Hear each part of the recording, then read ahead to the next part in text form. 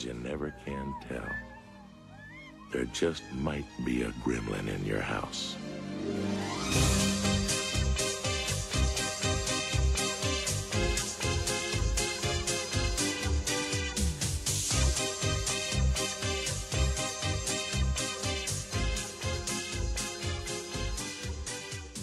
Bonsoir tout le monde, et content de vous voir aussi nombreux. Ça me file Apple Track, hein, donc si on bafouille c'est normal. Donc on est très content de venir de vous avoir pour cette soirée bismenstruelle numéro 32 déjà, ça fait longtemps qu'on est là. Ouais. Donc on devrait être à 45 s'il n'y avait pas eu le Covid, mais bon, c'est comme ça. C'est comme ça. Donc je pense que beaucoup de gens l'ont vu dans la salle. Qui l'a vu d'ailleurs ce film?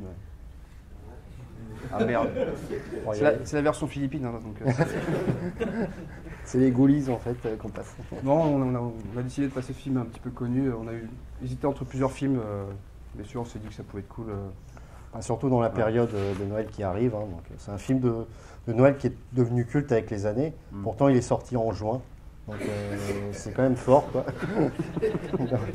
Donc on va essayer de vous parler un petit peu du réalisateur, du film. Parce qu'il y a quand même beaucoup de gens assez connus qui ont participé à ce projet-là, et comment c'est devenu un film quasi parfait des années 80, on peut le dire. Donc Gremlins, il est sorti en 1984, donc en juin, comme je disais. Au niveau du scénario, c'est un certain Chris Columbus qui l'a écrit. Il a écrit pas mal de scénarios de films cultes dans les années 80, notamment quand même les Goonies. Un autre film qui s'appelle Young Sherlock Holmes aussi. Et au niveau de la réal, Chris Columbus, il a réalisé quand même Maman, j'ai raté l'avion 1 et 2, donc aussi 2 films de Noël ultra cultes. Madame Doubtfire avec Robin Williams et les 2 premiers Harry Potter. Donc c'est quand même quelqu'un qui est habitué dans l'univers des films pour enfants, on va dire. Au niveau de la musique, c'est quand même, vous allez voir que la musique, le thème est méga connu et super prenant. Donc c'est Jerry Goldsmith qui l'a composé, notamment d'Alien. Enfin vraiment, il a une carrière monumentale, on ne va pas pouvoir tout citer. Mais il a reçu l'Oscar de la meilleure musique quand même pour La Malédiction, un film d'horreur avec un gamin pas très gentil. Un gamin quoi. Ouais, voilà. Oui, sauf que lui, je crois qu'il a un petit rapport avec le diable, mais dans mes souvenirs.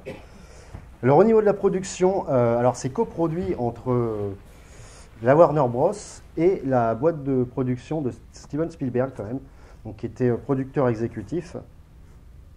Donc vous allez voir, il y a franchement une petite ambiance Spielberg dans ce film.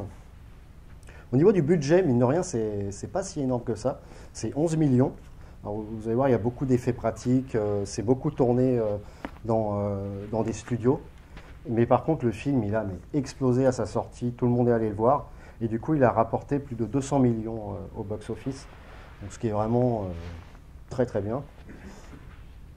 Donc alors, Gremlins, je voulais vous parler de ce que ça veut dire Gremlins, parce que ça vient de quelque part, ce mot-là, cette petite créature espiègle, en fait. À la base, ça vient de la Royal Air Force, en fait, ça vient des années 20. Et en fait, les pilotes, dès qu'ils avaient un problème mécanique sur leur avion, ils disaient que c'était des petits lutins qui avaient un petit peu fait des manigances dans leur moteur. Donc ça vient de là. Et après, c'est un écrivain pour enfants très très connu qui s'appelle Roald Dahl, donc un Anglais qui était lui-même pilote d'avion, qui a écrit un roman pour enfants qui s'appelle The Gremlins en 1943. Et puis là, c'est vraiment devenu dans l'univers populaire, on va dire. Donc pour vous raconter un petit peu la genèse du film, en fait, c'est Spielberg qui tombe sur le script donc de Columbus, et il pense tout de suite à Tim Burton pour le réaliser, parce qu'il venait de voir son court-métrage Frankenweenie, qui lui avait beaucoup plu en fait. Mais finalement, il se tourne vers Joe Dante, qui était à l'époque donc le réalisateur du film, qui avait plus d'expérience, parce qu'il avait réalisé Hurlement en 81, un film de loup-garou, et aussi il avait co-réalisé avec Spielberg la 4e dimension en 83. Donc du coup, il semblait que ça lui correspondait pas trop mal. Donc il décide, comme je disais, de le coproduire avec la Warner Bros. Et la première version du script était super violente en fait. Il a été beaucoup édulcoré. À la base, c'était pas tellement fait un peu pour les enfants, mais disons que ça allait peut-être en choquer certains, parce qu'il y avait des personnages principaux qui mouraient, notamment le chien. Il y avait aussi une scène où les Gremlins, ils envahissaient un McDonald's et ils bouffaient les clients au lieu de manger des burgers. Donc il y avait un côté très sombre, quoi. Donc ça a été viré hein, du script, mais il reste quand même un côté, vous allez voir, assez bourrin, un peu effrayant pour l'époque. Et du coup, c'est ce film-là et Indiana Jones et le Temple maudit qui a créé l'insigne PG-13 aux États-Unis, donc interdit aux moins de 13 ans. Avant ça, il n'y avait pas en fait. Donc bon, après ça, c'est un film qui reste quand même pour les enfants. Donc voilà un petit peu pour l'origine du. Ensuite, bon, bah, le film, ça s'est bien passé, le tournage, hein, franchement. Et au niveau des effets spéciaux, parce que vous allez voir que c'est beaucoup de marionnettes, d'animatroniques. Et donc c'est un certain Chris Wallace qui s'en est occupé, qui a notamment travaillé sur La Mouche, E.T. et Piranha, un des premiers films de Joe Dante. Donc, franchement, c'est un film qui est réussi vous allez voir dans tous les points, enfin sur tous les points en fait. Donc, de l'ambiance, de la musique, des effets spéciaux, des acteurs. Donc, C'est un petit chef-d'œuvre, on va dire. ah bah oui, je pense que c'est le plus connu de la carrière de Joe Dante. Et en parlant de la carrière de Joe Dante, Marvin va vous en parler un peu. Oui, bah pour revenir aussi sur le lieu de tournage, vous verrez que pour ceux qui ont vu Retour vers le futur, c'est exactement la même ville en fait. C'est le même studio que Spielberg utilisait dans plein de films en fait, donc ça revient énormément. C'est une espèce de maison en carton-pâte. Je pense qu'on fait ça, les murs tombent. Hein, donc oui, Joe Dante ou Joe Dante pour certains. Donc il est né en 1946, il est toujours vivant aujourd'hui. C'est un réalisateur américain. En plus, il a toujours été un grand fan de films de SF des années 50, avec des espèces de gros monstres, etc. Ça se sent beaucoup dans son cinéma parce qu'il y a beaucoup de références dans les films, vous verrez, notamment dans les Gremlins. On en parlera un petit peu après. Et c'était un fan de Roger Corman, pour ceux qui connaissent. C'était un grand producteur de films qui est toujours vivant aussi, qui est très vieux aujourd'hui. Ouais, plus de 90 ans. Ouais. Donc voilà, Joe Dante avait un fan club de Roger Corman au lycée, ils n'étaient que 2 malheureusement. Ils avaient leur petit badge Roger Corman, donc c'est assez marrant. Et Roger Corman a produit les premiers films de Joe Dante, en fait, donc c'est ça qui est assez marrant en fait. En fait, c'est un peu comme ça que Roger Corman arrivait à dénicher des jeunes cinéastes. C'était dans les universités de cinéma. Donc il y a Joe Dante, mais il y en a d'autres, il y a Jonathan Kaplan. James Cameron. Voilà, c'est ça. Ouais. Donc Joe Dante a fait son premier film en 1966, qui s'appelle The Movie Orgy, qui dure 7 heures. C'est un film de montage de plein de films de série B en fait. Voilà, c'est ça. Donc voilà, c'est plus un film expérimental et plus un film d'études, on va dire. Ouais, qui n'existe pas vraiment dans sa version complète. C'est dur à trouver. Il faudra attendre qu'en 1976, il fasse vraiment son premier vrai film en tant que réalisateur, donc Hollywood Boulevard, donc produit par Roger Corman. Après, il a enchaîné avec Piranha en 1978, qui est vraiment son premier vrai film à lui tout seul, donc produit par Corman aussi, qui est un film culte et qui a pas mal traumatisé une petite génération, une espèce de petit plagiat des Dents de la Mer, on va dire, mais avec des piranhas. Il y a Hurlement ensuite en 81, toujours produit par Roger Corman, qui est un film de loup-garou vraiment très cool, je vous conseille, avec une transformation vraiment très bien faite pour l'époque. Ouais. Très bon film. D'ailleurs, Roger Corman a un petit rôle dedans, il rentre dans une cabine téléphonique, c'est assez marrant. Exact. Ensuite, il enchaîne avec un segment de la 4e dimension, donc, aux côtés de John Landis, Spielberg et George Miller. Il réalise le 3e segment, je crois bien. Et ensuite, Spielberg a bien aimé travailler avec lui, donc il lui a proposé de réaliser Gremlins en 84. Donc voilà, je pense que ça a vraiment bien boosté sa carrière, on va dire. Et il a enchaîné avec Explorers en 85, un film qui a révélé Ethan Hawke et River Phoenix, un film de science-fiction pour enfants, bien 80 aussi. Qui est très bon, ouais, franchement. Qui est assez marrant. Ensuite, il y a L'Aventure intérieure en 87, qui est pareil, qui est une espèce de revisite du film de Richard Fleischer, un peu où un homme est miniaturisé puis envoyé dans un corps humain dans une petite machine. C'est assez. Alors c'est bien 80 aussi, hein, c'est très cool. Ensuite, en 89, Les Banlieusards avec Tom Hanks, Bruce Dern et Carrie Fisher, quand même, qui est un film très curieux. D'ailleurs, il y a un petit côté Tim Burton dans ce film, je trouve. Ouais. C'est un voisin, vraiment, il se passe des choses dans le petit quartier. C'est un film intéressant, je trouve, et assez drôle.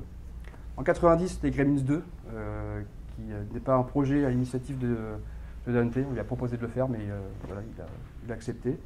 Le film est sympa, je pense que vous l'avez vu aussi, hein, mais qui n'a pas eu tout le même ton que le premier, qui est beaucoup plus humoristique et beaucoup plus léger, quoi, on va dire. Qui se passe pas dans un quartier résidentiel, mais dans une tour d'un homme puissant et riche. Ouais. Ensuite, en 93, il a fait un film vraiment inspiré de films de série B des années 50, donc Panic sur Florida Beach, où on suit un réalisateur de vieux films d'horreur qui va dans la salle de cinéma et qui essaie de faire des des petits pièges pour ses spectateurs. C'est un film assez marrant aussi. Ouais, bah, qui s'inspire du réalisateur William Castle, Ouais. qui a vraiment un fond sur la guerre froide aussi, la Ouais. peur Avec les missiles, de la bombe nucléaire. Quoi. En 98, un film culte aussi qui s'appelle Small Soldier, que vous avez peut-être vu aussi. Un film vraiment fait pour vendre des jouets. Hein. On suit des jouets. Bah, qui prennent vie un Ouais. peu en mode Indien du placard ou Toy Story. Quoi. C'est ça, ouais, c'est vraiment très cool aussi. En 2003, il a fait Les Looney Tunes passe à l'action. Alors là, on commence déjà à être un peu dans le film un peu moins bien quand même. Avec Brendan Fraser, à l'époque où il était encore svelte, Steve Martin et Timothy Dalton. Et Roger Corman aussi, qui fait un caméo aussi. Ouais. Voilà, il réalise un film dans le film, c'est marrant. Bah, qui veut faire un peu en mode Roger Rabbit. Quoi, mais... C'est ça, ouais. Mm. Il faudra attendre 2018 pour qu'il fasse un segment d'un film qui s'appelle Nightmare Cinema. Bon, là, c'est pas terrible, on va le dire.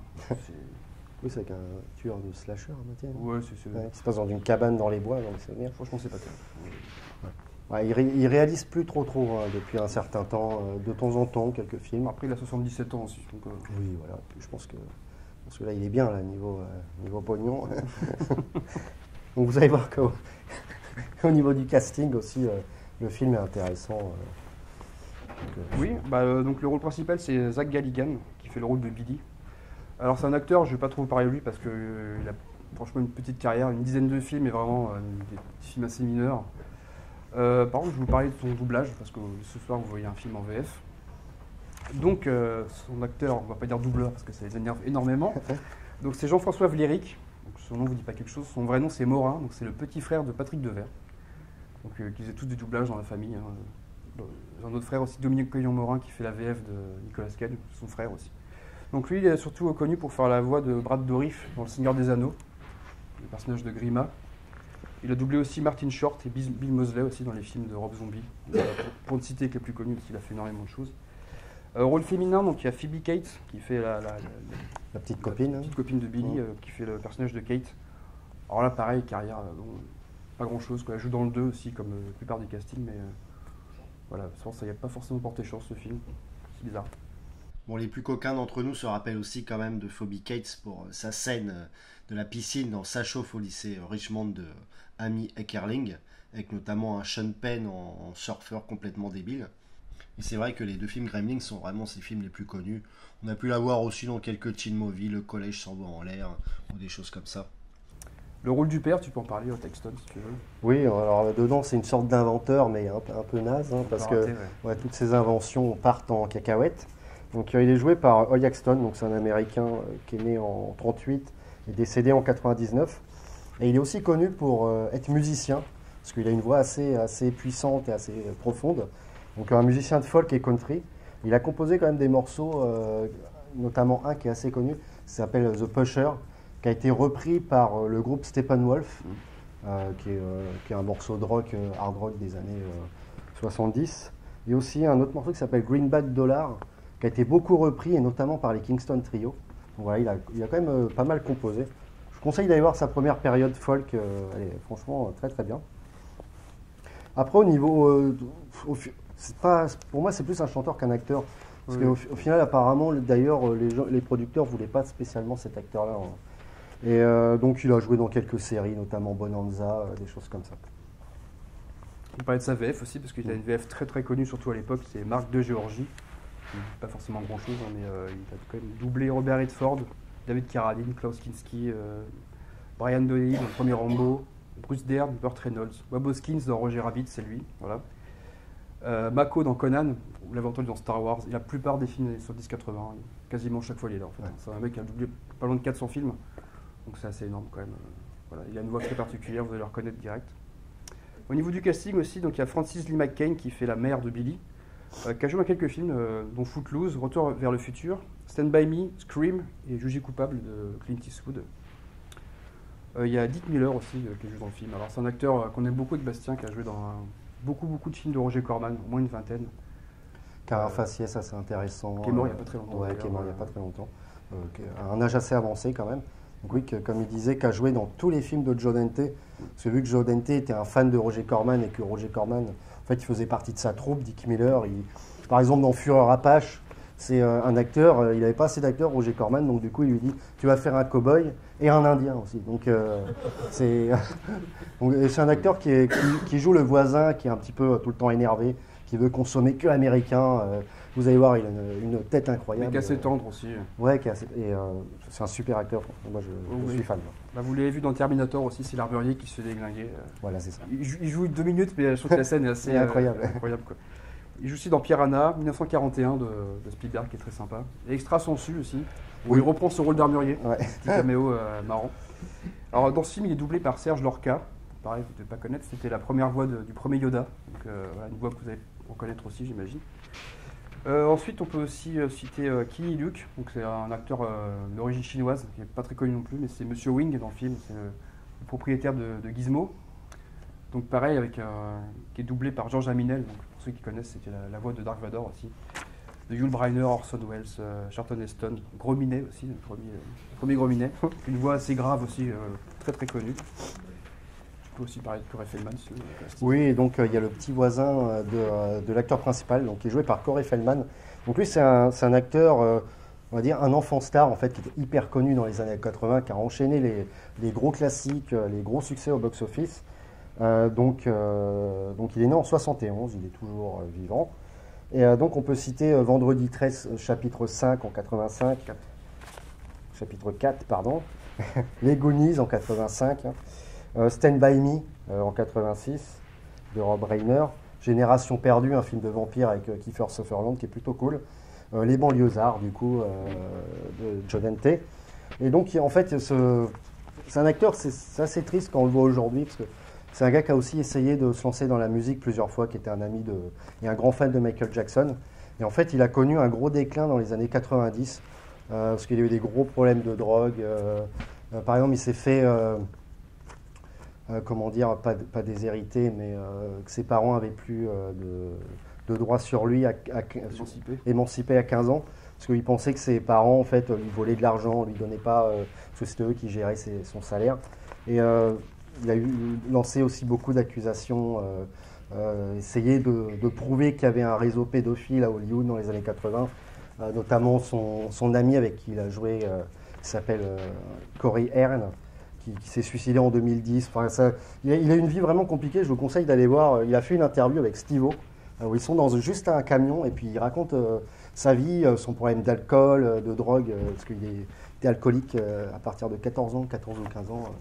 Enfin, c'est vraiment un acteur très cool, mais qui malheureusement a eu un peu une descente en enfer, ouais, quand même. Donc, vous allez voir, il est tout mignon là-dedans, donc c'est cool. Donc, sa VF aussi. Bah, ouais. Dans le film, il est doublé par un acteur français qui avait 13 ans à l'époque, qui s'appelait Damien Boisseau, qui est surtout connu aujourd'hui pour faire la VF de Matt Damon, Edward Norton et Patrick Dempsey. Donc là, à l'époque, on ne le reconnaît pas, mais bon, c'est marrant que le mec c'est déjà du doublage à 13 ans, quoi. Ça, c'est marrant. Puis pour finir, une petite anecdote, en fait, dans le scénario de base, Gizmo, donc c'est le personnage un petit peu emblématique du film quand même. À la base, il devait se transformer lui aussi en Gremlins, en fait, et tout détruire. Sauf que Joe Dante, je crois que c'est Spielberg aussi, qui a dit, bah non, c'est bien de garder un petit personnage mignon. Je pense qu'ils se sont dit qu'ils vont vendre plein de peluches aussi après. C'est ce qui est arrivé. C'est le cas, oui. Et donc du coup, ils ont décidé de le garder en tant que gentil. Sur ce, tout à l'heure, et puis bon film. Ouais, bon film.